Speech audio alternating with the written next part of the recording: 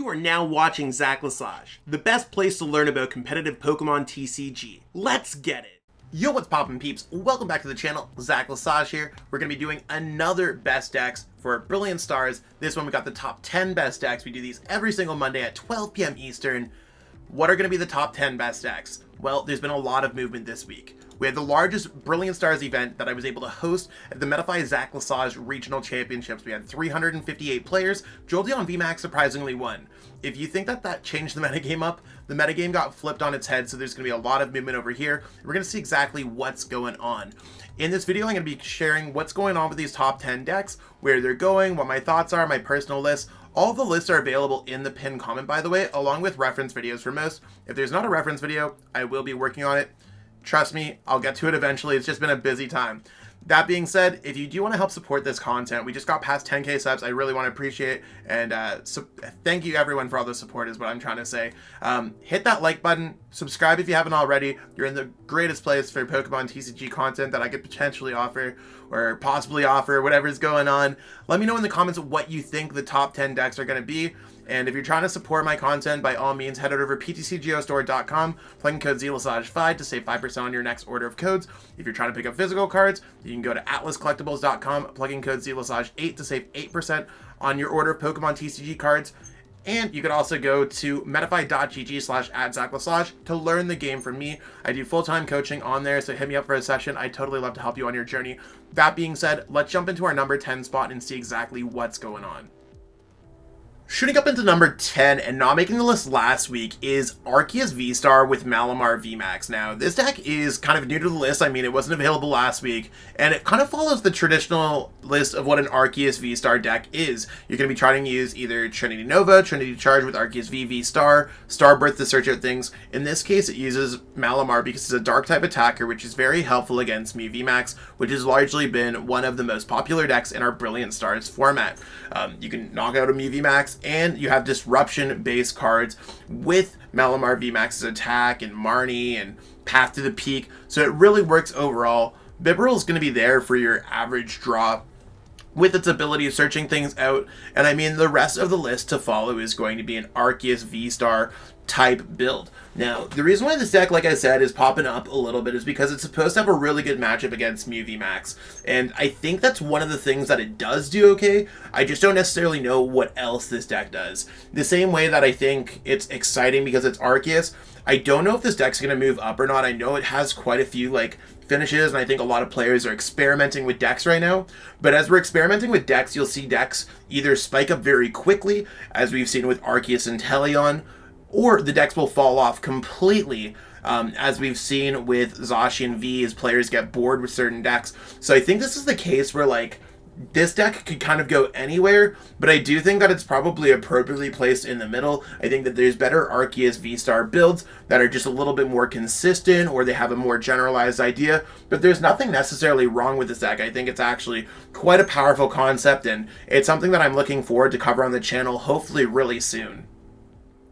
Springing into number 9 and dropping all the way from number 5 last week is Dark Toolbox. Now, this deck's all about using single prize card Pokemon and doing a little bit of chip damage or maybe something else. So you have Galarian Weezing, you can slow down your opponent a little bit, maybe hit them with some severe poison, get some chip damage on their board. There's Hoopa, kind of quick shooting stuff, you know what I'm saying? There's a certain point in the matchup where you either decide if you're able to get a knockout with Sableye V, with Raihan, drop it down, attach an energy, get a knockout with Crazy Claws, typically reserved for Pokemon that are worth a few more prize cards, or your opponent might have drawn quite a few prize cards already, and you could use Galarian Moltres.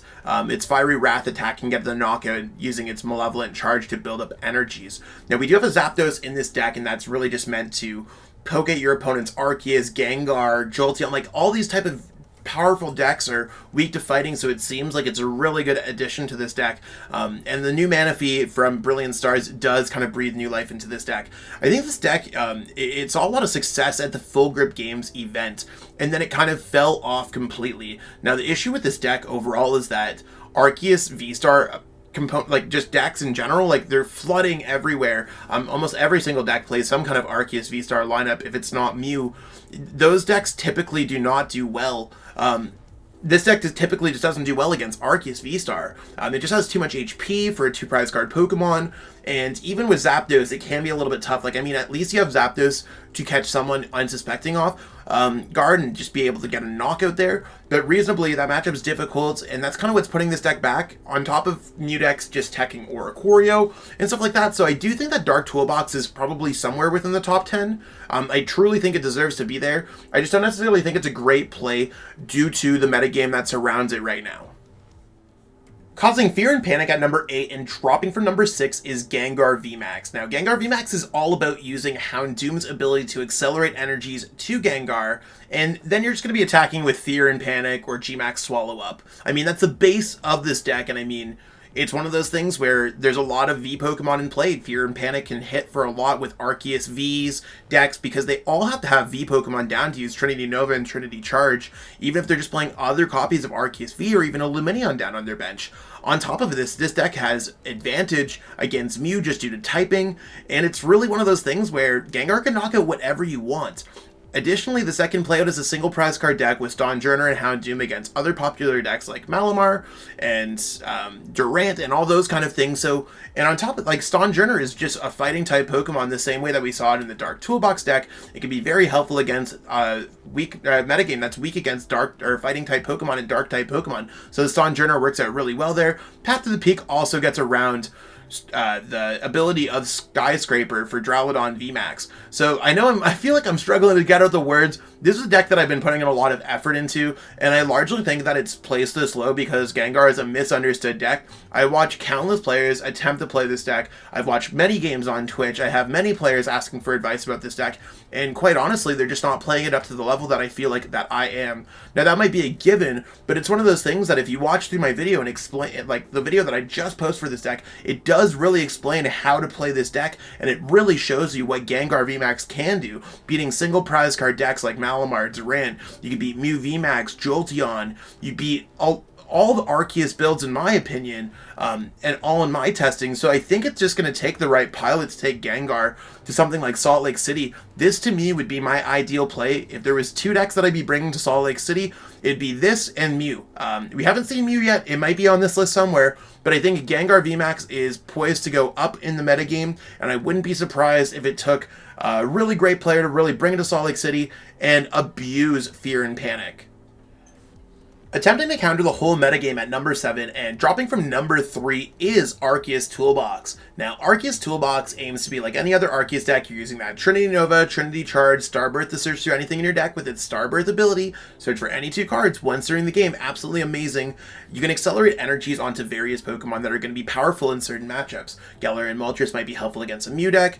Galarian Zapdos might be helpful against a Gengar, an E-Turn, a Jolteon, an Arceus deck. You have Hoopa V that with its ability can turn Psychic type, be very good against a Rapid Strike deck, or maybe even being good against a Single Strike deck. You have Yveltal that has its Cry of Destruction that you could use to discard special energies. And of course, there's all the powers that lie within this deck and all the cool little tech cards.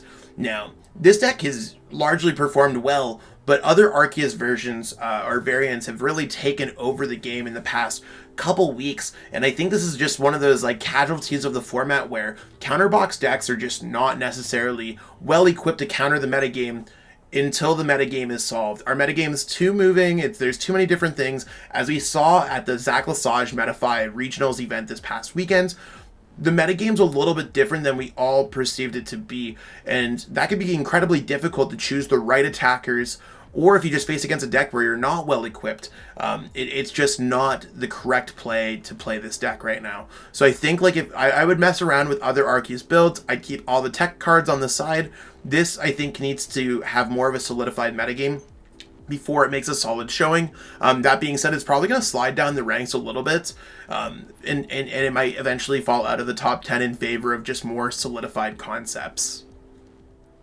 Shocking the whole competition at number 6. Yeah, that's a lightning type pun. You totally got me. It's a lightning type pun. You got me. And jumping all the way up from number 15 is Jolteon VMAX. Now, Jolteon VMAX is no stranger to the top of the metagame, and it seems to be no different here. Max Thunder Rumble is really going to be quite an effective attack, doing 100 damage to the active, 100 damage to the bench. You can get that damage off with Quick Shooting and Zigzagoon using Drizzle to search things out. It also has Pat to the Peak to slow down decks such as Mew VMAX.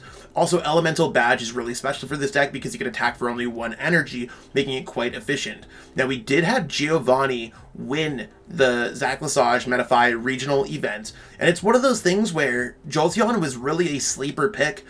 We saw a lot of work earlier on in the week with Josh Sutherland seeing success at the late night series, seeing success at a larger online event as well. So it's really one of those things where Jolteon VMAX probably just has less issues in this metagame than we originally thought. A lot of players were asking, is Manaphy really going to be covering this deck?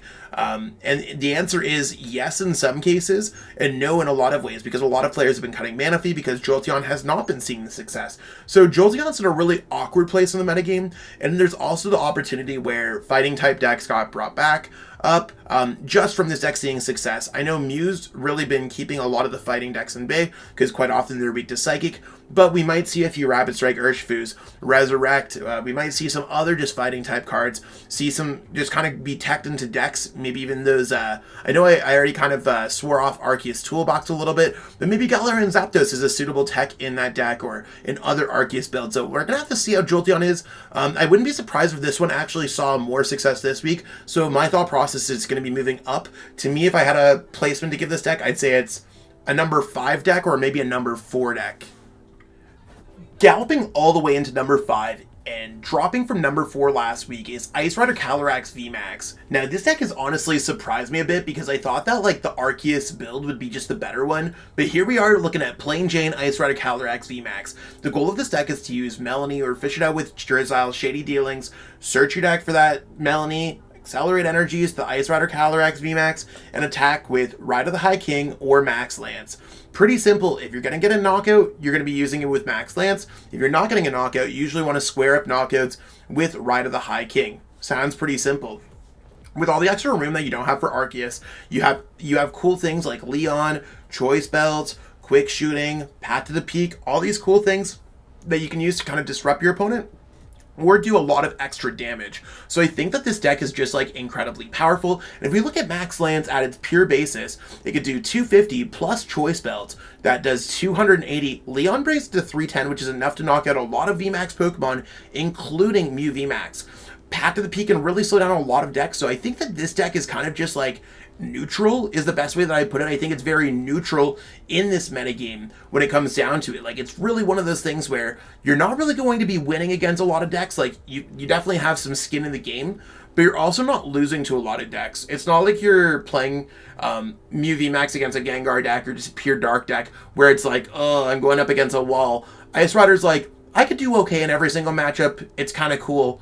There's not really any metal decks in the format, so we're kind of chilling. I think that's a really good idea to have if you really want to fight for every single game. My personal style is I like to get some free matchups along the way, and there's certainly no fire-type decks out there, but Ice Rider Calyrex VMAX is certainly something that I really hold near and dear to my heart. I really just like this card in general, so I give it my thumbs up, although it is an incredibly uphill battle to be playing this deck. Rapid striking it up at number 4, and moving on up from number 5 is Malamar Rapid Strike. So it's got Rapid Strike Tentacles. You're trying to rip a bunch of Rapid Strike Pokemon from your hand and Rapid Strike cards from your hand in order to tally up to what your opponent's HP is. Now, this deck, it didn't necessarily see a lot of success in past formats, but now that it has kind of like more of a cohesive engine, it's working out really well. You got the new Minccino, that this deck already played Chinchino before, so you have Call for Family built in. You have access to new draw supporters like Cynthia's Ambition that just gives you more draw in general, and the list has just been really well refined. So I do like the Chinchino version more. I think it's just a better version overall, so you could make do, pitch away non-Rapid Strike cards, and then always just have ammo to kind of Rapid Strike for a lot. I know a lot of players have experimented for the Inteleon version, including toward Rekliv, and sometimes I feel like it just falls a little bit short. That might be my inexperience with the deck overall, but I do like to think that I'm pretty experienced at playing a lot of these decks in the format. I mean, I play Pokemon full time. It's definitely one of those things where I probably played way too much Malamar, and we'll see exactly what's going on, but reasonably, Malamar seems like it's a cool play, single prize card deck.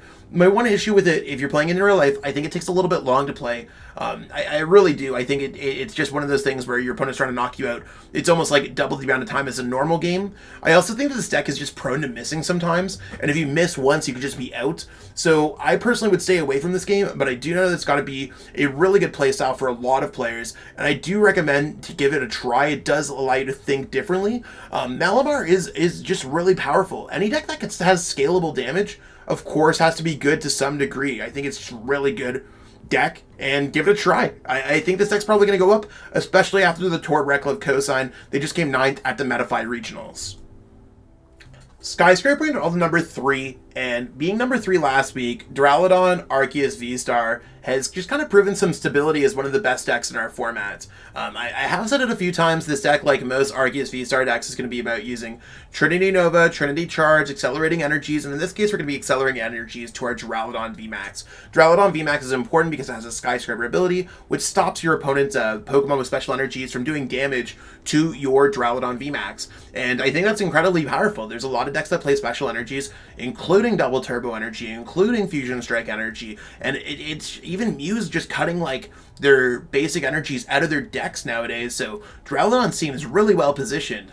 So the whole goal of this deck is to start with Arceus. That's why you only play 2 copies of Duraludon V, using Riley Holbert's strategy that they won the Full Grip 1K event with. It's really one of those things where you start with Arceus V, you attach an energy, turn 2, you're going to be going Starbirth. You have the opportunity to go single strike style Mustard. SSS Mustard, and then using Starbirth to thin your hand with Ultra Ball, so you can summon a Duraludon VMAX out. So it gives you a better chance of starting with Arceus, which is great, and it also gives you an opportunity to summon another Duraludon VMAX out, which is also great. You accelerate those energies to Duraludon, slap on a Big Charm, play Crystal Cave, and we also have access to Hyper Potion. I think a lot of players are not experimenting with the Hyper Potion and Crystal Cave build of this deck, and that's something that really makes it unique, and I think it's completely underrated in this format. Big healing is often very good, and to me, this is one of those decks that I think I'd want to be playing another 50 games with this week if I were going to Salt Lake City. Unfortunately, I'm not going to Salt Lake City. I'm going to be going to Montreal. I got some family trip, business stuff going on, so it's one of those things where this is a deck that I recommend for all y'all to try out. It's changed in the past week or so. The Hyper Potion build is extremely hot, and I swear this deck is much better than most people are giving it credit for, especially this build, so give it a try. This deck's sick. Trinity charging all the way to number 2, and also number 2 last week, is Arceus VSTAR. Now you can see, like, I know I haven't necessarily talked about the CP so far in this vid, and it's one of those things where I calculate by hand everything that's going on in the week of Pokemon, whether it's an in real life event that's major, online events. I calculate it, throw it to some kind of CP kicker value between events that start at 4 players all the way up to like 512 plus player events. The largest events right now are the late night series events, or the events that I'm running. Maybe Salt Lake City will change that.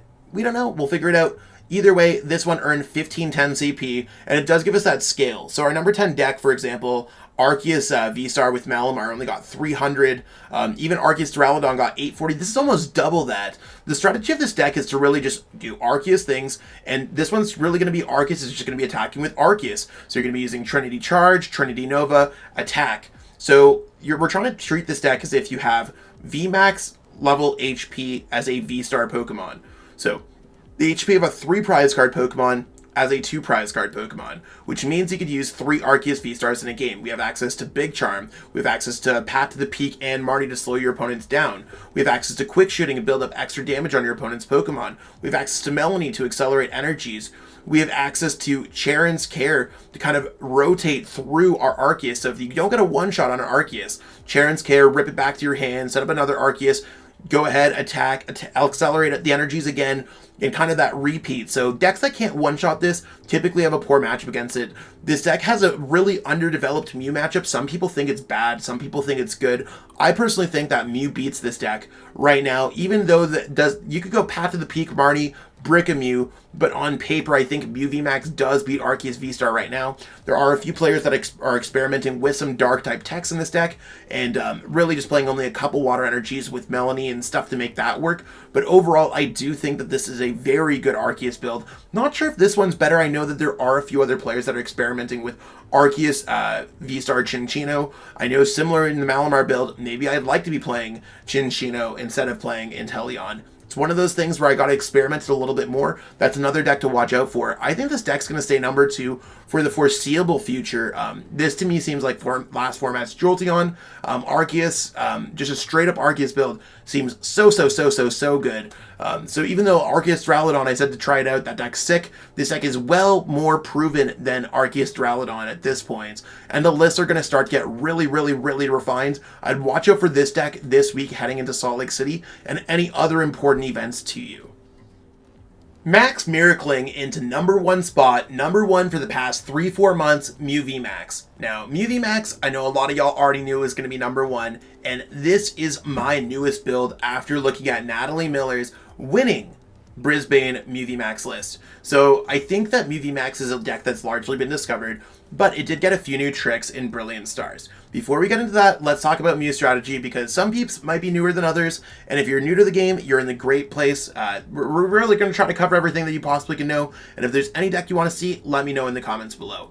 Mew VMAX is all about copying attacks with its Cross Fusion Strike attack. You can copy things like Psychic Leap, you can copy things like Genesect, you can copy things like Melodious Echo. These are all great things, and you're basically going to be averaging out 200 plus damage per attack.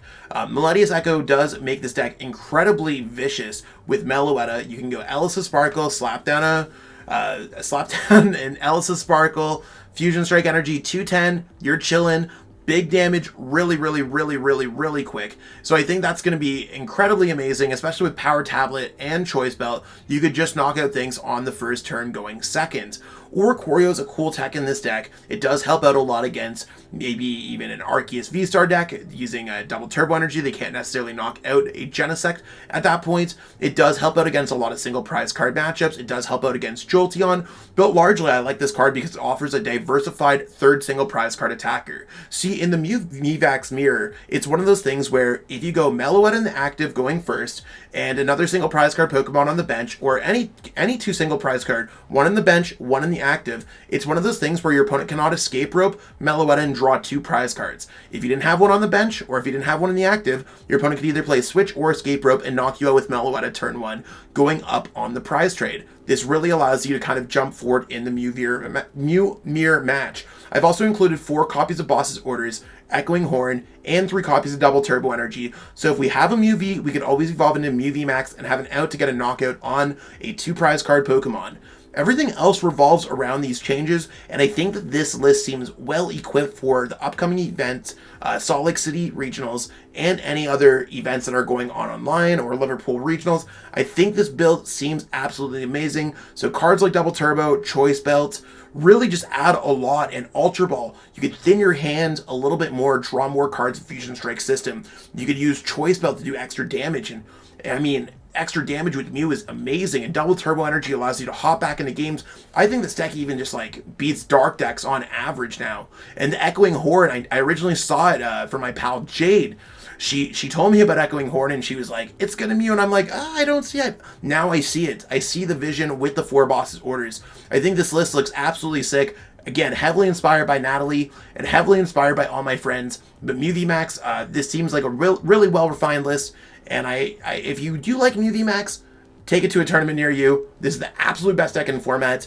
Almost more than 1,000 more CP than our second place deck. Like, this is almost the whole list of CP for the entire top 10. Is really close to just one Mew VMAX deck. Mew VMAX is the absolute best deck. Give this deck a try. And that's what we got going on for this video today, peeps. Hopefully you enjoyed learning a little bit more about the metagame. Of course, we got Mew and the top deck, absolutely just the top deck in the format. After Natalie was able to win Brisbane Regionals, it's one of those things where Mew VMAX is probably cemented.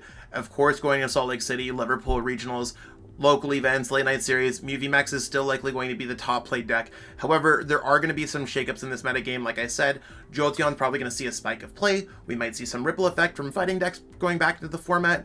I think anything's game right now, although Mew is just leagues above the most, as you can see from the CP total. So I really appreciate everyone tuning in. As always, you can support this channel by going to ptcgeostore.com, plugging code ZELASAGE5. You can go to atlascollectibles.com, plugging code ZELASAGE8. You could also go to metafy.gg/@ZachLasage to pick up a Pokemon TCG session. All those are available in the description of this video. And like I said, all the top 10 decks are available in the pinned comment. Check that out, along with reference videos.